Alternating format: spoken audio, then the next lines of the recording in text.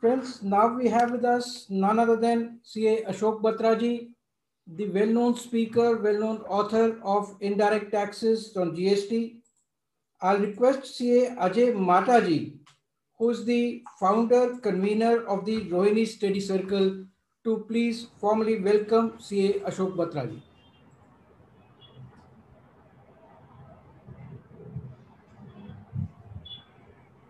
I really welcome Ashok Patraji. He is the pillar of indirect taxes. We have learned a lot from him.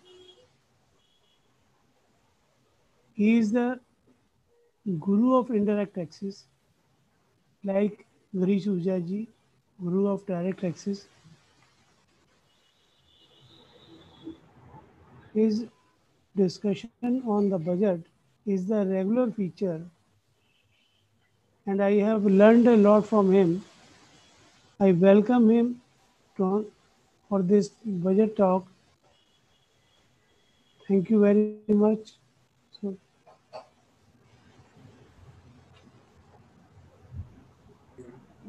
Over to you for your exposition on the amendments in the indirect taxes.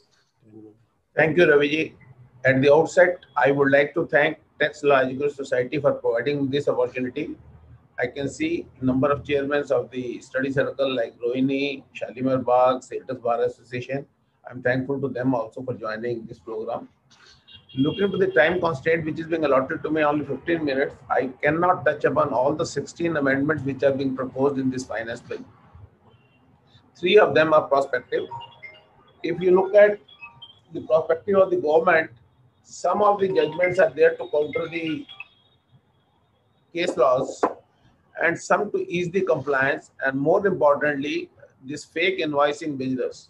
But in the guise of putting a full stop to the fake invoicing business, they are giving unfettered power to the authorities. For example, Section 83, where the provisional attachment is there now, earlier it was being applicable only when the proceedings are pending in the case of section 62, 63, 64, 67, 73, 74. Now it is reference to chapter 10, 14 and 15.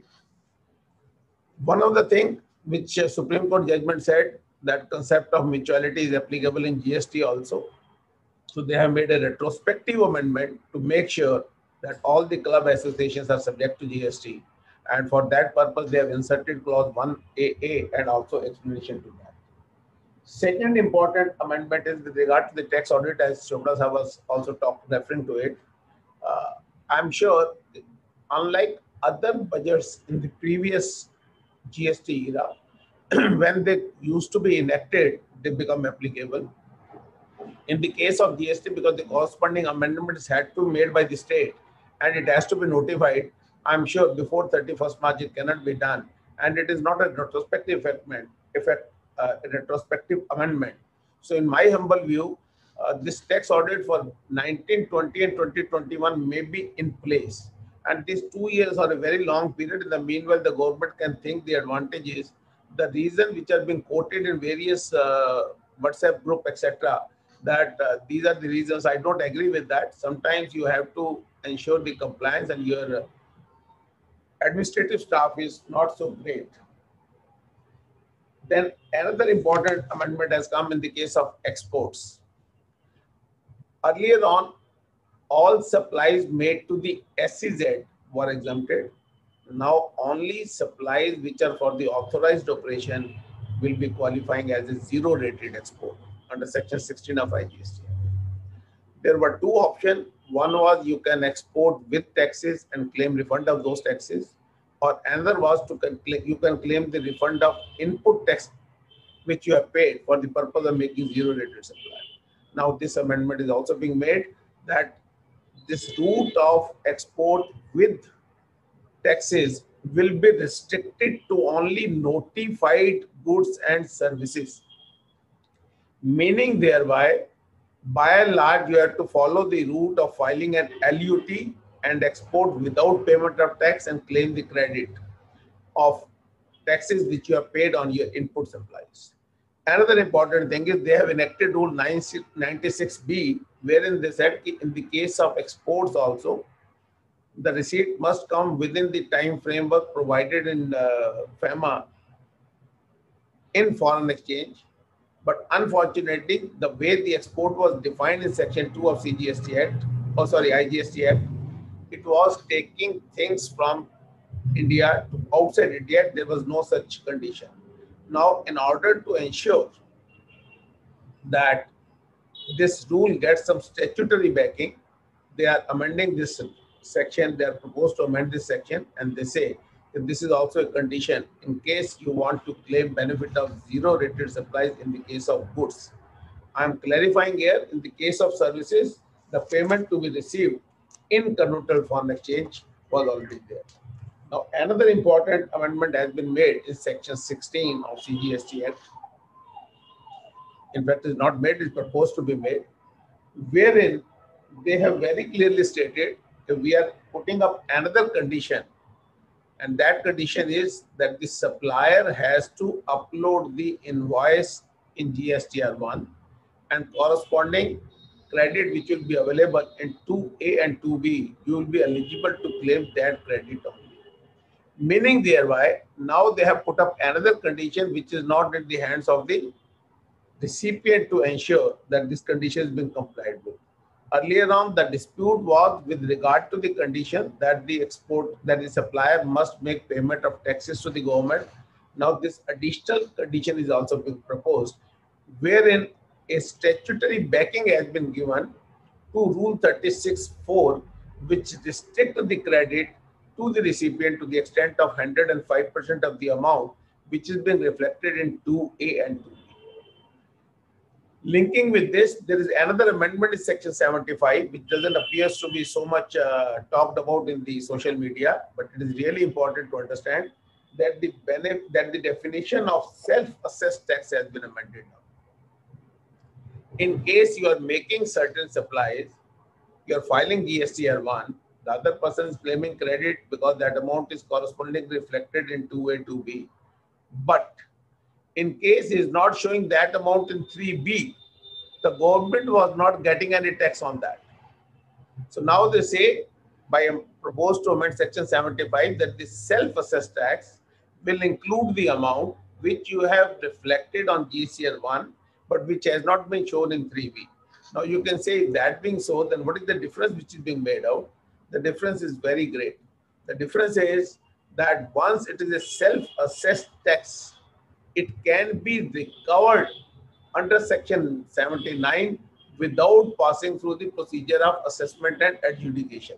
79 deals with the recovery of tax, and that amount can easily be recovered. Another controversy which was going on for a couple of months, and of course then there was a press release and there was a notification being issued that the tax liability has to be paid interest liability has to be paid on the net payment made in cash. That now is being given a statutory backing by proposing the amendment of section 50. Another important amendment is in section 129 and 130. This is a really important amendment in the sense because section 129 and 130 seems to be non-obstant clause, notwithstanding anything contained in the act, and there were cross-reference between the two. Now, the first thing which they have done is looking to the Gujarat High Court judgment and various other judgments. Now they have de-linked 129 with 130. So 129, which deals with the detention, seizure, and release of goods, has been made an independent section.